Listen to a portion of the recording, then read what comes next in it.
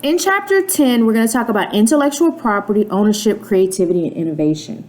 We're going to learn employers want to protect things such as trade secrets. And trade secrets is information that has economic value because it's not generally known to the public and is kept secret by reasonable means. Trade secrets include technical and design information, advertising and marketing plans, and research and development data that will be useful to competitors. Often, non-disclosure agreements are used to protect against theft of all such information, most of which is normally protected only by the company's requirements of secrecy, not by federal intellectual property law. Federal law generally protects registered trademarks, which can include commercial identifications such as words, designs, logos, slogans, symbols, and trade dress, which is a product of appearance or packaging, and grants creators copyrights to protect original literary and artistic expressions such as books, paintings, music, records, plays, movies, and software, and patents to protect new and useful inventions and configurations of useful articles. U.S. companies have used non-compete agreements for a while as a way to provide another layer of confidentiality, ensuring that employers with access to sensitive information will not compete with the company during or for some time after their employment there. Let's look at some of the things that you will learn in this area. Intellectual property, or IP, is the work product of the human mind. Novels, paintings, computers, programs, songs, logos, and inventions are all examples. You're also going to learn about copyright. There are two essential questions at the heart of any copyright infringement action: whether the plaintiff owned the copyrighted work and whether the defendant copied it. The federal Constitution requires that to be actionable, the copying must be of elements of the copyrighted work that are original. And to be original, an element must both be an independent creation of its author and involve at least minimum creativity. To establish it has been copied, a plaintiff must either introduce direct evidence of the defendant's copying or prove it indirectly by showing that the defendant had access to the plaintiff's work and that there is a substantial similarity between it and the defendant's work, thus giving rise to an inference of copying. So even if access cannot be proven, a plaintiff may prevail by showing a high degree of similarity between the two works. You're going to read about Sean Fanning along with one of his friends who created Napster. There was a Supreme Court case dealing with Napster music sharing, and the court in that case ruled that peer-to-peer networks like Grokster and Kazaa violated copyright laws when they knowingly and intentionally distributed software that enabled users to freely download copyrighted music.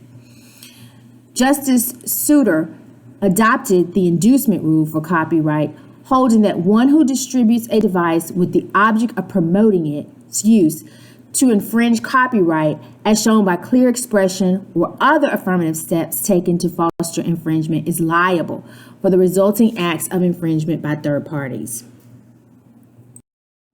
Traditional copyright. The first copyright law gave the authors of maps, charts, and books control over the copying of their work for a term of 14 years. However, under today's law, ideas that are fixed in tangible medium of expression such as photographs, paintings, music, movies, and computer programs can be copyrighted, and their authors generally gain rights that last 70 years beyond the author's life. The right attaches when the author first makes his or her work public. That's in signing, dating, and using the copyright symbol to claim ownership. A major revision to U.S. copyright law extends protection to all creations fixed in tangible medium of expression, including radio, movies, choreography, and television. And today, computer programs and architectural works are also copyrightable. In a lawsuit for copyright infringement, a defendant can avoid liability by successfully arguing fair use.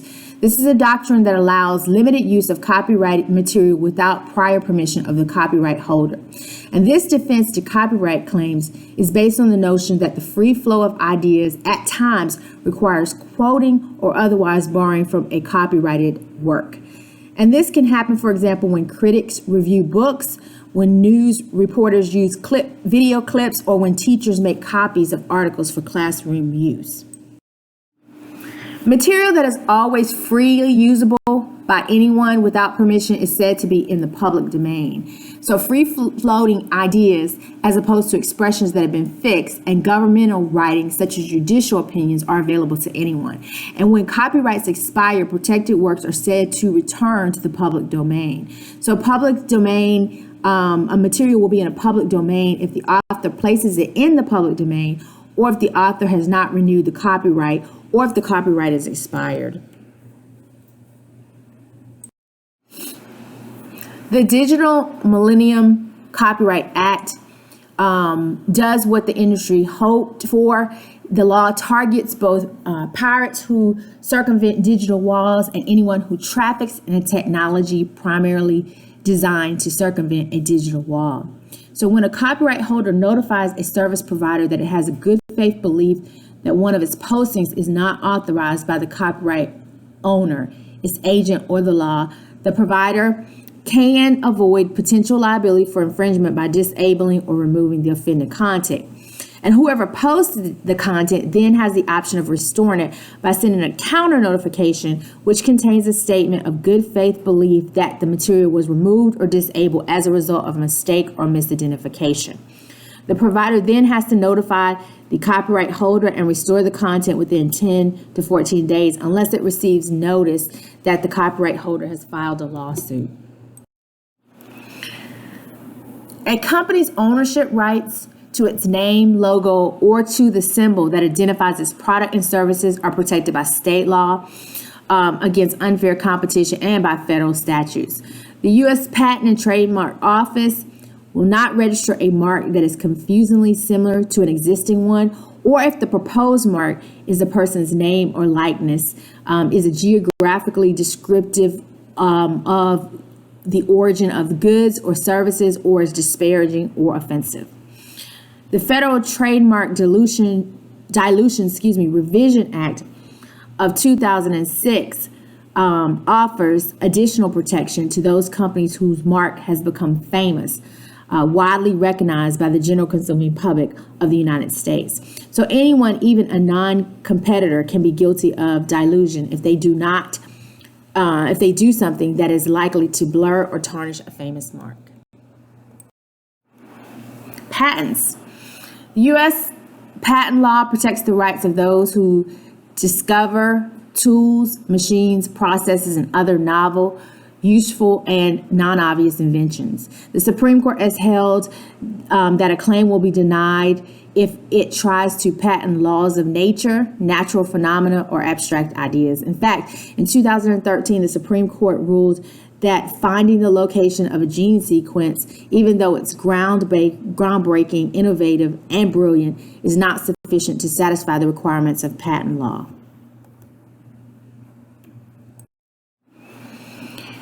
One alternative to patent protection is to keep your idea to yourself. We talked about that at the beginning of this area, so that if someone uses your idea, you can sue on it. And under state tort law, a lawsuit can be brought against someone who wrongfully takes or misappropriates or discloses a trade secret.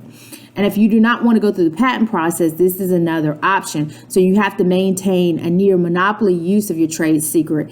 And it has to, again, have an economic value that derives from the fact that it's not generally known and you've taken reasonable steps to keep it.